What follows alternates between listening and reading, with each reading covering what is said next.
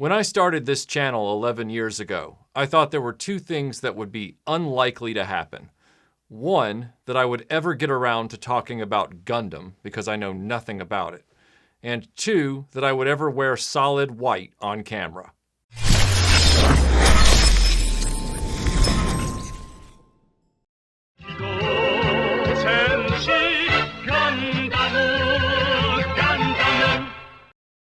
One of the things that I appreciate the most about my friendship with Lio Convoy is that Thomas is always pushing me into new areas, and in a good way. He's been there for me when I've gotten in kind of a rut where I feel like I'm doing a Groundhog Day thing with my content, and Thomas is always there to say, hey, have you ever done this?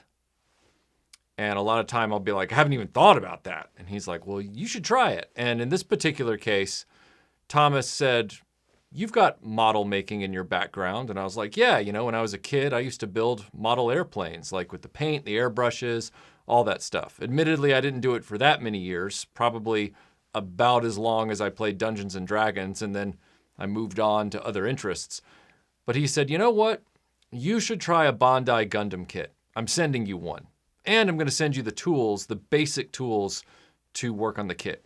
I was like, wow, okay. So he sent me what I think, and again, I'm no Gundam expert, he sent me what my research has told me is one of the original Gundam mechas. And it's in a Bandai snap together kit. It's like a model kit with a few decals, but it doesn't require any paint. And when you get done, it's actually an action figure. So I got the kit and I got the tools from Thomas, and I was like, all right. And I rolled up my sleeves, and over the course of the last month and a half, on and off, I built an arm here, I built a leg there when I had time, and I finally got it done yesterday.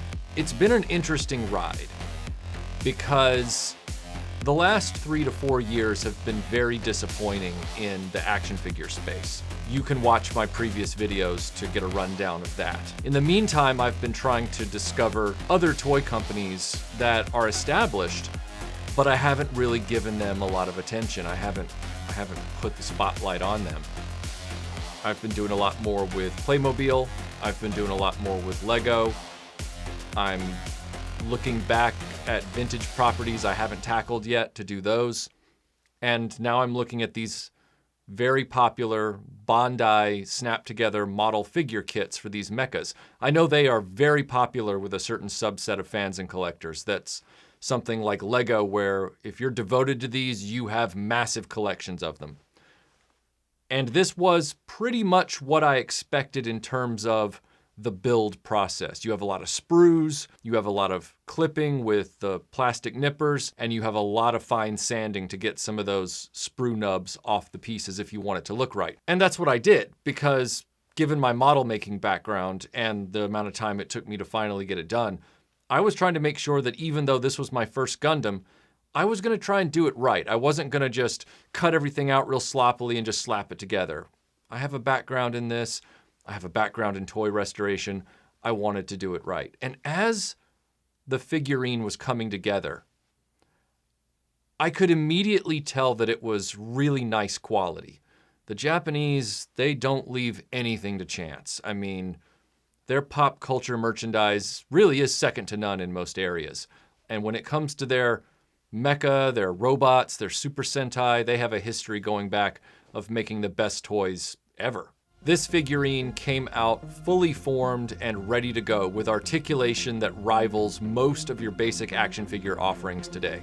And when I say basic, I don't mean that this figure is limited. What I mean is this figurine runs circles around 90 to 95% of your retail action figure offerings. He's got multiple hands, multiple weapons. He's got a rifle, a bazooka. He's got 2 lightsaber-looking energy swords. I mean, he's got a huge shield. He is loaded for bear and ready for battle, and every single joint works, and there are more joints than you would expect. It's not just 5 POA. It's a fully articulated action figure that can take all kinds of dynamic poses. And the really impressive part is that all of the details are there. Nothing is left to chance. Even the little forward stirrups in front of his ankles, they rotate. everything works as it should, and it holds together really well. Now, this is a snap-together model kit, which uses a lot of ball joints to make that possible. So every now and then when you're posing him or trying to get him in a particularly intricate position, an arm might pop off, but you can tell that that arm didn't pop off easily, and thankfully, nothing's broken, so you just pop that arm right back on. And again, this is a rare occurrence. It doesn't happen all that often in my experience, as I've been switching out the hands, putting in the different weapons, getting him in different poses. It's really impressive what this thing manages to achieve. The other thing I really loved about this Gundam figure was that they designed in storage points for every one of his weapons, with the odd exception of his main rifle. I couldn't find anywhere that was designed to store when you had his bazooka out, or you got his shield off his back, or you pulled his lightsabers out from his shoulders, that kind of thing. Everything else has a place where it goes, which is great. Are there areas where this kind of toy is frustrating? Sure. The decals, the stickers, are extremely small, and while I was provided, thanks to Lio Convoy, with the tweezers needed to put those on, I was baffled. I was thinking to myself, man, like, this would really require a magnifying glass if you wanted to get it just right. It's like the worst G.I. Joe sticker sheets from back in the 80s. This is precision miniature building, by definition. The other thing that won't thrill a lot of people is the time factor involved. This is not a turnkey action figure. This is something that requires time and investment and concentration. When I say investment, I mean energy investment. Energy investment, focus, concentration to really get it right. It's not that you can break it. It's not that it won't go together if you don't give it that time. The question is, how good will it look when you get it done? No glue is required. It's just a matter of how finished and polished do you want it to look when you're done. I personally wanted it to look at its best, so I put in a lot of time, and my shoulders and my back started to hurt a few times, and I had to get up and walk away and come back to it a few weeks later. But when you're done, and you see immediately that this is a durable, quality action figure mecha that you can pose just like any other great action figure, that you can handle without worrying about it breaking, suddenly the time factor you put in makes the entire experience feel even more valuable. It's a strange feeling because when I was a teenager, as much as I loved making the model airplanes, the big disappointment was that once I got them done, I had to handle them very gingerly because they'd been painted and sanded and glued together, and I had to be very careful that the propellers would still operate and not get glued, to the engine cowlings.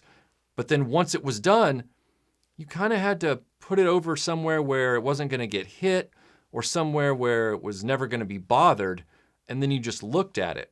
An action figure, on the other hand, you buy it, you pull it right out of the box, you play with it, hopefully you don't break it, and that is the end of that experience. This occupies the middle space. You get the intricate familiarity of building the item like you would with the model kit. You get that zen-like time to focus on it, to relax, to put yourself in a different headspace, to forget about the cares of the world for hours on end while you focus on getting this just right. And you get the satisfaction of seeing that you have built it just right. But then after it's over, you also get the added benefit of the action figure in that you can handle it, fiddle with it, pose it, repose it, put it in scenes, photograph it, all that cool stuff that a model kit doesn't quite give you once it's finished.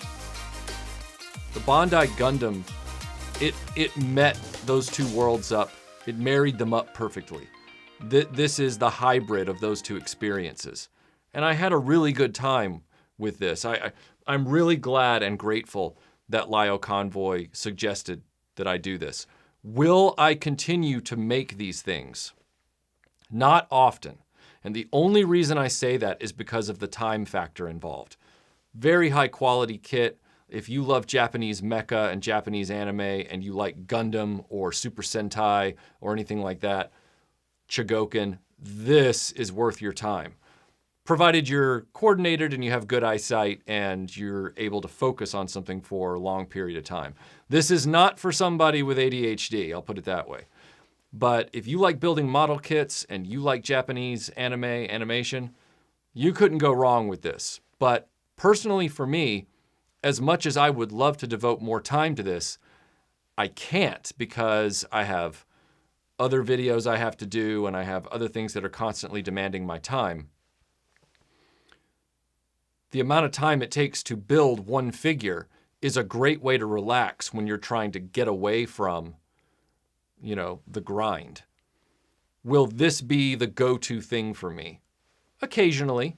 I'll probably mix it up with things like Lego builds or Playmobil builds or the occasional toy restoration or something like that. But it's going to get mixed in. This is the kind of thing like Lego that can become an entire lifestyle. And unfortunately, my lifestyle revolves around making varied content for the channel. But the benefits of this for somebody who is into this kind of thing and has a more normal occupation and has the extracurricular time to relax and focus on this, these are extremely satisfying. Full disclosure, I had a great time building this, and what you get on the other side is actually something of quality, with every single bell and whistle that they could work into it. In an inert form. This doesn't have electronics or lights or anything like that. I'm sure there are kits that probably do in this genre. I don't know, I haven't looked it up, but knowing the mecha community, I'm sure there are. But as an initial foray into this with Gunpla, I think that's what it's called, Gunpla, I don't know how you pronounce that, but I've seen that term a lot. This is great. And it was also a great initiation into Gundam, which Lio has told me, and I agree, I need to get more familiar with. So hopefully this is a first step into a larger world for me with the Gundam franchise. But even if it doesn't happen tomorrow or even next month, this was a lot of fun. I do not regret the time I put into it, and I can't wait to find a little place to display him in the studio. So huge thanks to Lio Convoy for sending this to me, and thanks to everyone for watching this video. I'll see you on the next one.